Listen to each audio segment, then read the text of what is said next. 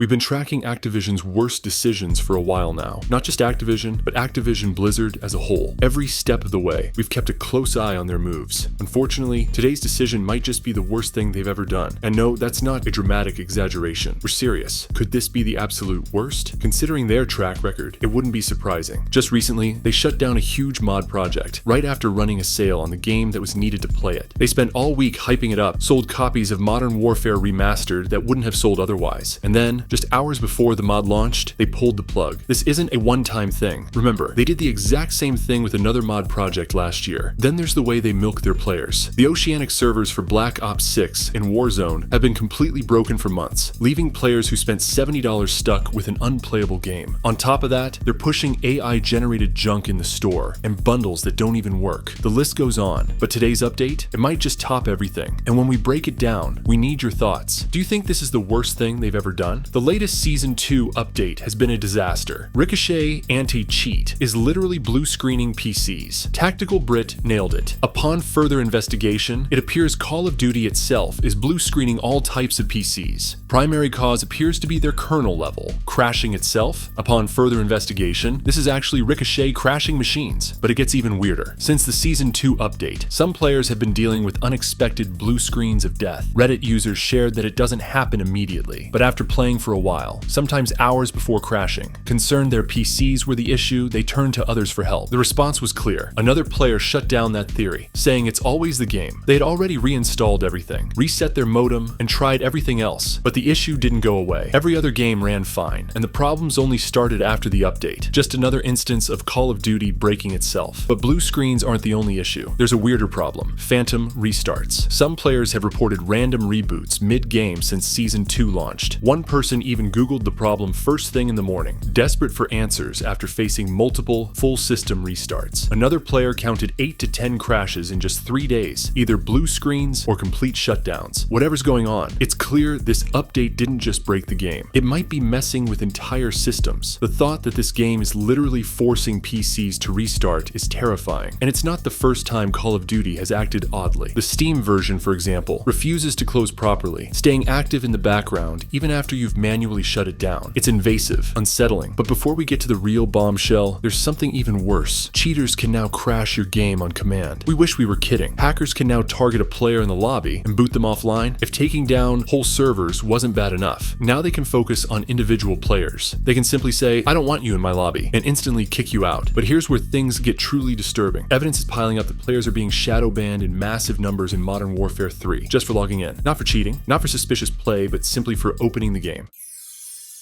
This situation is deeper than anyone expected, and what we've uncovered is staggering. Reddit is flooded with reports showing just how widespread the issue is. One player shared how limited matchmaking status has spiraled out of control, with their 2 Steam accounts getting shadow banned every other week. Another confirmed this pattern, revealing that not only were they and their 6 friends banned, but they were also seeing the same few players stuck in shadow ban lobbies, suggesting the whole Modern Warfare 3 player base is being flagged, possibly to push players toward Black Ops 6. If that sounds far-fetched, the evidence keeps stacking up. One player, with a 2-year-old max level account and a modest 1.2 KD, reported being shadow banned for the first time ever. Another, with a 1.8 KD, entirely normal for PC, said they too got caught in the wave of bans after the Season 2 update. Frustration is growing, with some convinced this isn't just a mistake. One player even stated that everyone they know has been shadow banned, and believes Activision is intentionally trying to kill Modern Warfare 3. And this isn't coming from nowhere.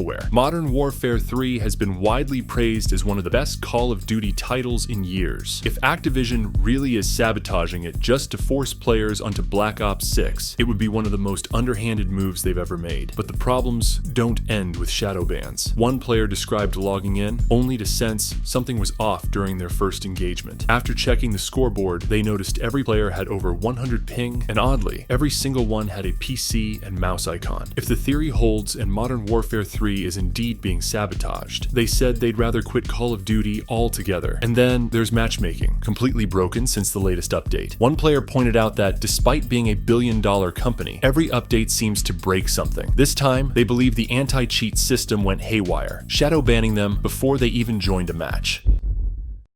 Even worse, those stuck in shadow ban lobbies aren't cheaters. They're legitimate players. Some reported their search times jumping to 200 ms ping, before stalling, only to later find out they'd been shadow banned without any explanation.